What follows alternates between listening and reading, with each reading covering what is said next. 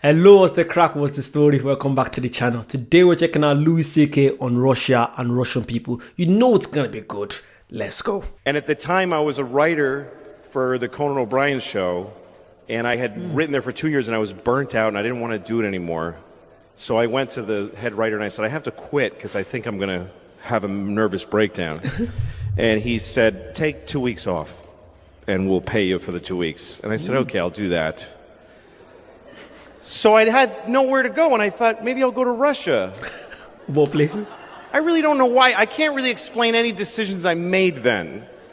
Because I have children now, so you don't have to search when you have children. You're not like, oh, what could I do to enhance my life? You're just sort of compelled to do whatever comes at you at a certain age in life. But I was in my 20s, I had no wife, nothing, I had no girlfriend even. I just was this guy, and I had money from a TV job, and so I just said, I'm going to go to Russia, because when I was a kid, I used to read Russian novels, and I loved them, and I would open all the windows so I would be cold, and I wanted to be cold like they were. Open all the windows. So I just decided I'm going to go. And also somebody told me that the wall had just come down in the Soviet Union, and that Russia was a really crazy place at the time. So I said, I'm going to go there. See, again, this is something someone that looks like me would do. Even though I'm in. Why? Why? The war just ended there. Why? I'm not going. I'm not going. I'm sorry. I speak no Russian. I can't even look at the alphabet and understand what I'm looking at. There's no place more foreign to me than Russia. So I went. I went to Moscow, which is, when you land in Moscow, it's just forest, and there's a city in the middle of just forest. It's terrifying. And as the plane goes down, you're like, no, I didn't want to really do this. No. And the whole time there, I couldn't fend for myself. It was already a country that was just broken in pieces. And the weirdest things happened to me there, and they just became normal after a while. What? Like I was in a restaurant, and a waiter came up to me, not my waiter, and he said, Coca-Cola? And I said, uh-huh. He said, Coca-Cola, and I said, sure. I don't drink Coca-Cola, but I had learned by that point to just do what they're asking you to do. Sure. So he went to the kitchen and he got a Coke in a can, and he handed it to me, and he said, $5. Because only dollars were worth anything there. And I said, okay, on my bill. He said, no, $5, me now. So I gave him $5, and he put on his coat and he left. He just sold me a Coke on the side and then quit his job. So those are the kind of confusing moments I was having there. Oh.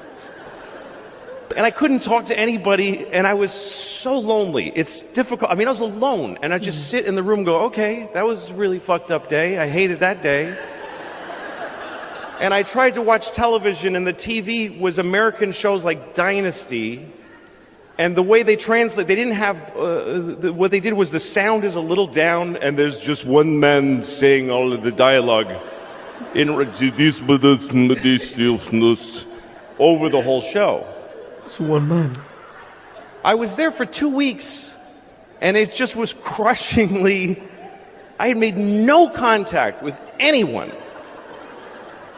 And then one day I went into the subway. Now, if you've never been to Moscow, the streets in Moscow during the Cold War, they were made wider so that they could have missiles going down the middle of the street for the parades. And if you go there, you'll find out, if you go behind the big buildings, they actually tore the buildings off of their foundations and dragged them back.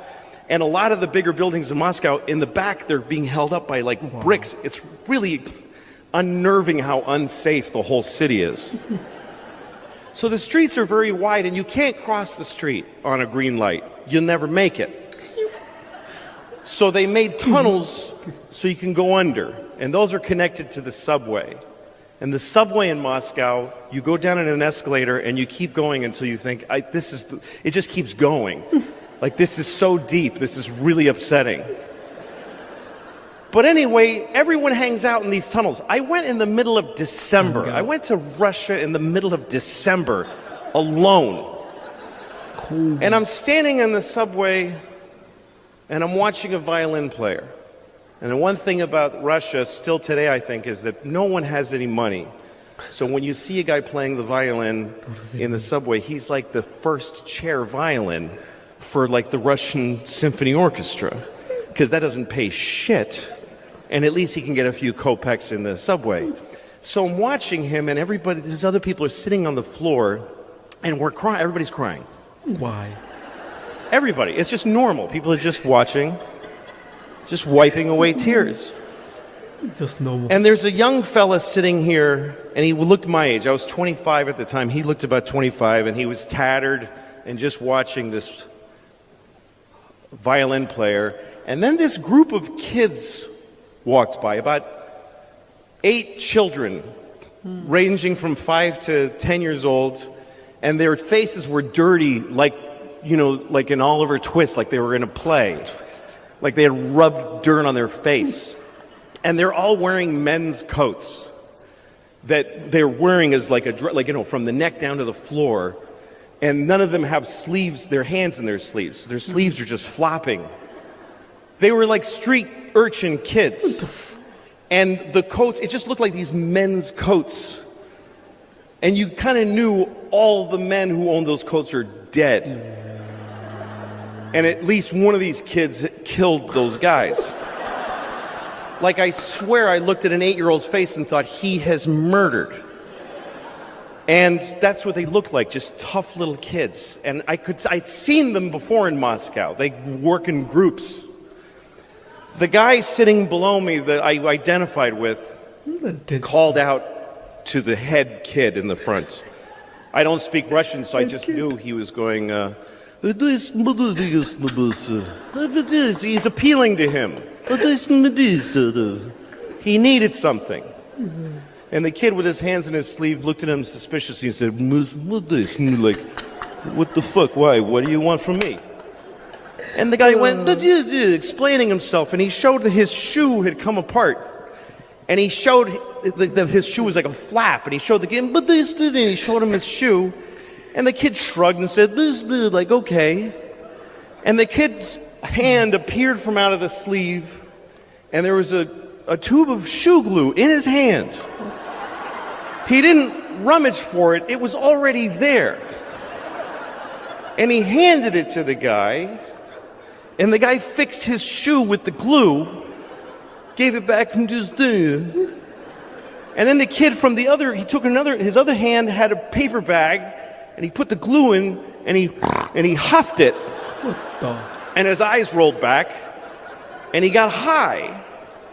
And then the group kept going, and I couldn't believe what I just saw.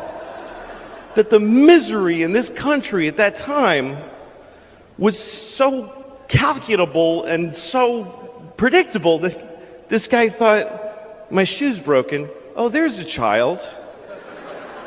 He's sure to have some glue in his hand because the state of our nation is so wretched. And I looked, and he looked at me, and I was startled, and then he laughed, and I laughed. And he's the only person I had any contact with in the whole of the Soviet Union. And I realized this is why I came here, to find out how bad life gets, and that when it's this bad, it's still fucking funny. That's all I got. Thank you. What the fuck? And you know what's weird about that story? It's only Louis C.K. that can say that story. Like, how can you make a story that touching in a way, you know, it's so emotional, funny. The whole time I was going, this is so bad for the kids, but then it's funny at the same time. That's just genius. What the fuck? Please let me know if you have any more crazy stories like that you want to check out. Please, I'd love to check it out. What a guy. Like, comment, subscribe, check out the Patreon, check out the membership, check out the vlog channel. Got a new vlog channel, Edichi Vlogs. And I'll see you guys very soon. Bye-bye.